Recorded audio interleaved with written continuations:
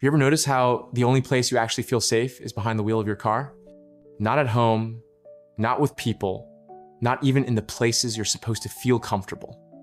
No, it's here, behind the wheel. Because this machine doesn't ghost you. It doesn't talk behind your back. It doesn't laugh when you're at your lowest. Out here, it's just the road and the engine. And somehow, that feels like the only honest conversation left. These past few years, everyone's been drowning.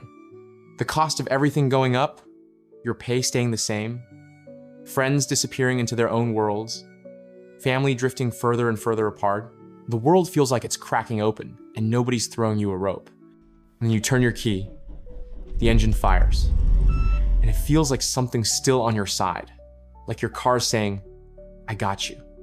Let's go for a drive. Suddenly, you're not alone anymore. See, it's not just about driving. It's therapy. It's escape. It's the only place where the silence doesn't crush you. It heals you. Every late night drive, every back road escape, it's like a confession booth without the priest. You pour everything out into the steering wheel and the road, knowing it'll never be used against you. That's when you realize the car isn't just a car. It's your last loyal friend in a world that's forgotten what loyalty even means. People laugh at that. It's just a car, they say. But when everything else feels fragile, temporary, disposable, having one machine that never turns its back, that's not just a car, that's survival. Think about it. You've sat in that seat after the worst days of your life. Rejection from a job, breakup, family fight, friends fading into strangers. And the one thing that never changed? You could walk outside, turn that key, and the car would be waiting. No excuses, no judgment, no questions asked. And in a time when every relationship feels like walking on glass, having one thing you can always count on is worth more than someone who says they'll be there for you but never is. You know this already. The car carries you through things people never will. When you slam the pedal, that's anger leaving your body.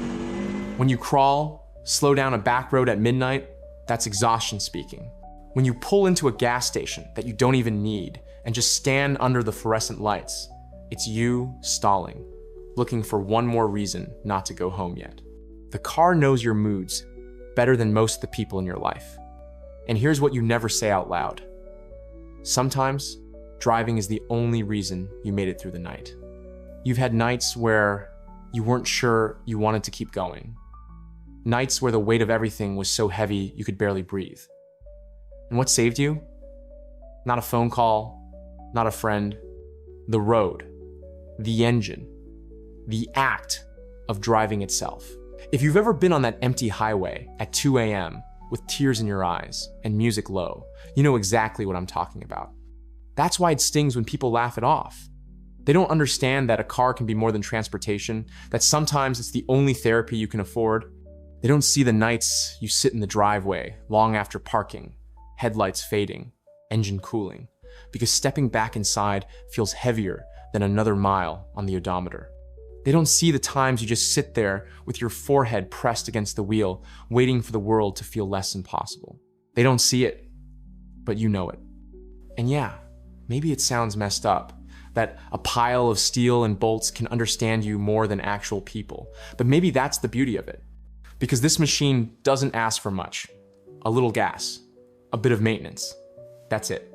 And in return, it gives you everything you've been missing.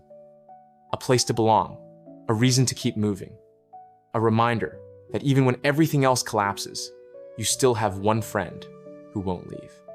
Think back. How many milestones in your life happened inside that car? First real taste of freedom, first love, long talks with friends who aren't around anymore, laughing so hard you had to pull over, crying so hard you couldn't drive straight. That car has seen all of it. The highs, the lows, the parts nobody else even knows about. It's been the background to your whole story, and it's never once walked away. Some people don't get why you take care of it the way you do, why you spend money you don't really have, on maintenance, on upgrades, on keeping it alive. But the truth is simple. You take care of it because it took care of you first. Every time you felt like giving up, It gave you something to hold on to. Every time you felt invisible, it reminded you that you still existed. Every time you needed a friend, it was the only one that showed up. You don't just drive your car, you trust it with your life. And here's the part people don't like to admit.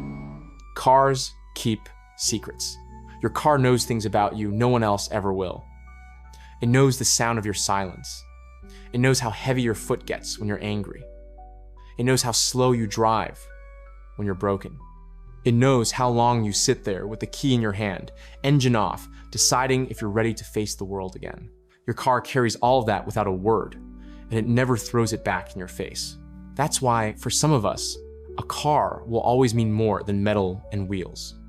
Because in a world that's cold, fast, unforgiving, this one machine becomes proof that you're not completely alone. Maybe people walked away. Maybe life didn't go the way you thought it would.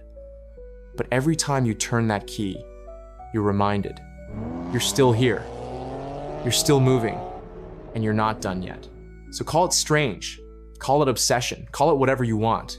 But when your car is your only friend, it's not weakness. It's proof of how strong you are.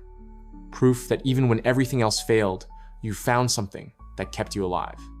Proof that you didn't stop, you kept driving. And maybe that's all that matters. Because no matter how bad it gets, you've still got one thing you can trust: the road, the engine, and the friend who never left.